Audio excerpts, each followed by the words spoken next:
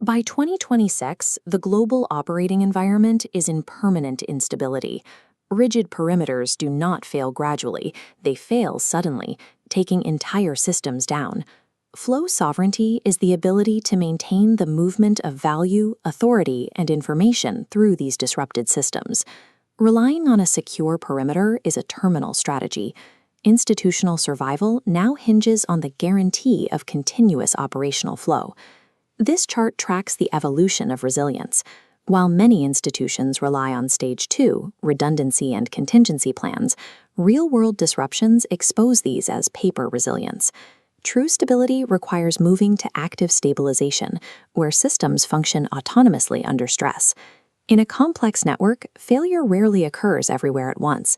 Instead, a single interface triggers a cascade across the entire system. This is the pivot domino. It is often an invisible node, like a real-time payment gateway or an energy control system. Protecting every asset equally is impossible. Resilience comes from identifying and securing only these critical few points. The Asset Vulnerability Mapping Framework discards traditional asset valuation to focus on systemic vulnerability. Each component is evaluated across 5 dimensions: exposure, dependency, replaceability, control, and liquidity latency. This reveals the structural gap between perceived safety and actual vulnerability. This is resilience debt, a hidden liability created by outdated systems that remains invisible until stressed. Under prolonged disruption, systems suffer of technical failures and human coordination breakdowns. This chart tracks the System Fatigue Index, measuring how these compound over time. When fatigue peaks, institutions must maintain 72-hour survival autonomy, continuing operations in total isolation without central command. When flows stop, systems fail.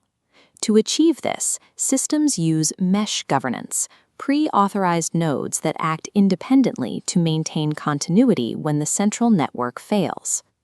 A new layer of risk is expanding through non-human identities, such as API keys, tokens, and automated agents. These autonomous entities now vastly outnumber human users. They act independently and can amplify minor failures at a scale that human operators cannot contain.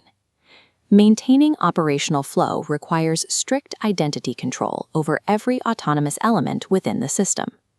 Survival is measured over months, not just minutes following an initial shock. Testing for 24-hour outages ignores the inevitable degradation of resources and structure.